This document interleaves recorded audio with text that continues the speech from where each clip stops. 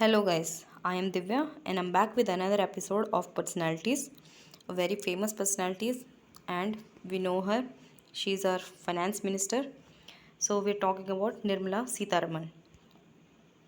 So before I begin, I would like to request you to subscribe Vysh IAS channel if you haven't yet.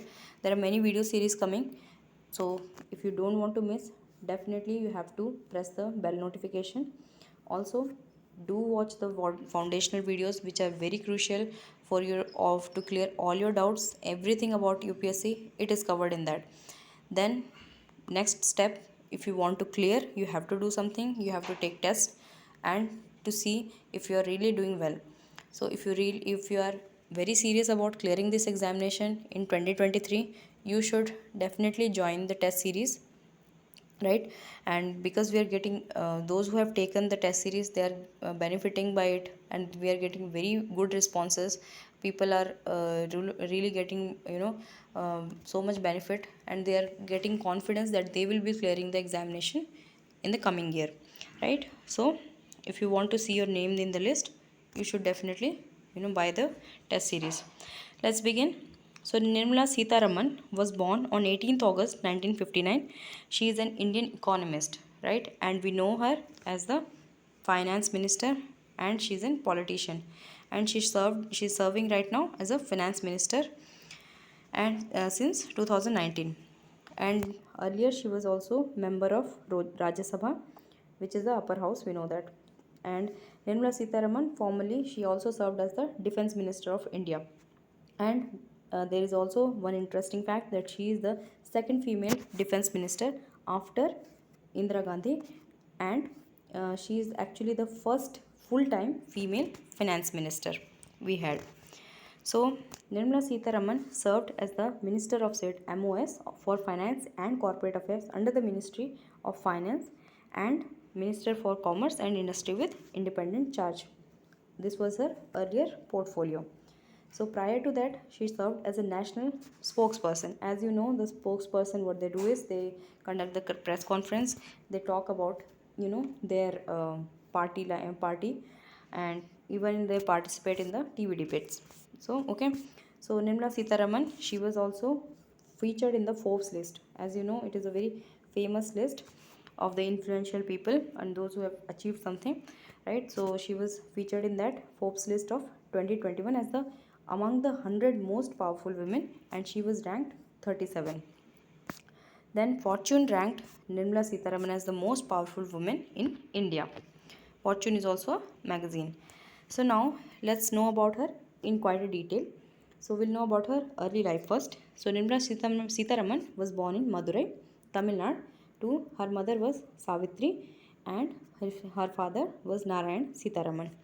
She did her schooling from Madras and then Tiruchirappalli, Trichy in Tamil Nadu, and she obtained a degree of arts, that is BA degree in economics at Sita Lakshmi. This is the college in Trichy, right? Sita Lakshmi Ramaswamy College. In 1980 she got this BA degree, and then she went on to obtain her MA degree, Master of Arts in Economics, and then MPhil also from the famous Jawaharlal Nehru University, that is JNU in Delhi. And then she enrolled for a PhD program in economics with a focus on European trade. Here Indo-Europe, here you can see Indo-Europe trade. But later she had to leave this program because her husband had secured a scholarship in London School of Economics, and because of this she could not complete her degree, that is PhD in economics.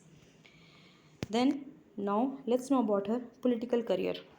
So she joined BJP in 2006 and was appointed as the spokesperson. And then she was appointed as spokesperson in 2010. Then in 2014 she was inducted into Narendra Modi's, we know the era of Narendra Modi prime ministership started in 2014, and she was inducted as a junior minister. We know that he prefers more of the younger people. So she was inducted as a junior minister in 2014, and she was elected as a Rajya Sabha member from Andhra Pradesh, and she served as the defense minister of India for the first time. Second female defense minister, and she headed.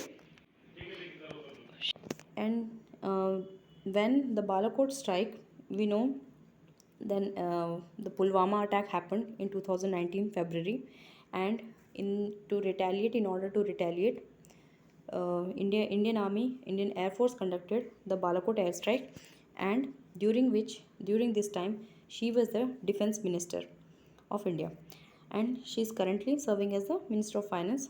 We know that, and she has presented 4 annual budgets as of now till the year 2022, and India reached the landmark that is 3.1 trillion economy under her leadership when she is the Finance Minister. Now, let's know about her portfolios, her role as a Union Cabinet Minister in quite a detail. Right? So as a Union Defense Minister, she took charge on 7th September 2017, and she presided over India's display of naval might in January 2018.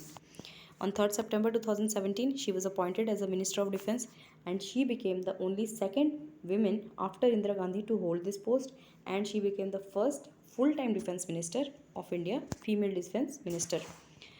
Later on, she became the Union Finance Minister. So on 31st May 2019, that is the Modi government's second regime, which started in 2019.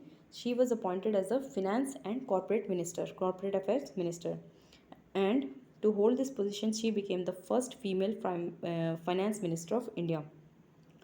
And she presented her maiden budget. That is the first time she presented the budget, right? And this was not, the full budget. As we know, this one is the interim budget, right? I mean, after the new government forms, again the budget is presented, and it is not compulsory, right? It is nowhere written that it has to be like that.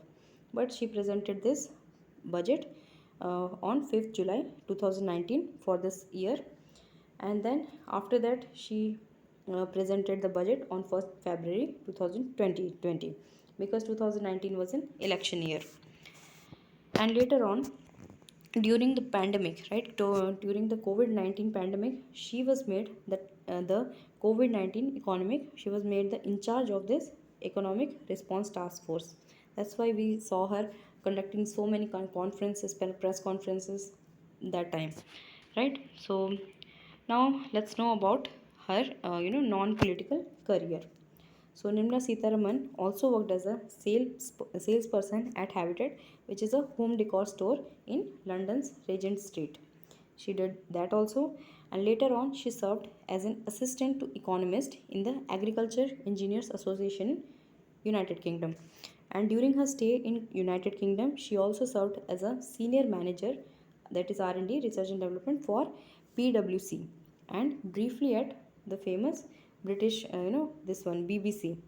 We know this is a famous media, media giant, which is very famous in the world, BBC World Service. And she has also served as a member of National Commission for Women. And in 2017, she became the founding director of Pranava. This is a school which is present in Hyderabad. Now about her awards and honors. So Jawaharlal Nehru University, that is the JNU conferred her the Distinguished Alumni Award in 2019. And I mentioned earlier also, the Forbes magazine ranked her the 34th among the 100 most powerful women in the world in 2019. Now about her personal life a bit. So Nirmala Sitharaman met her husband Parakala Prabhakar, who is from Narsapura, that is Andhra Pradesh, while she was studying in JNU. And while she leaned towards the BJP, she is from BJP, her husband comes from a Congress family. They married in 1986 and they have a daughter. Parakal Prabhakar served as a communication advisor to the former Chief Minister of Andhra Pradesh. So with this, we have come an end to this episode. Hope you enjoyed it. Do comment how are you liking these videos. So I'll wind up with this. Let's meet in the next one. Okay.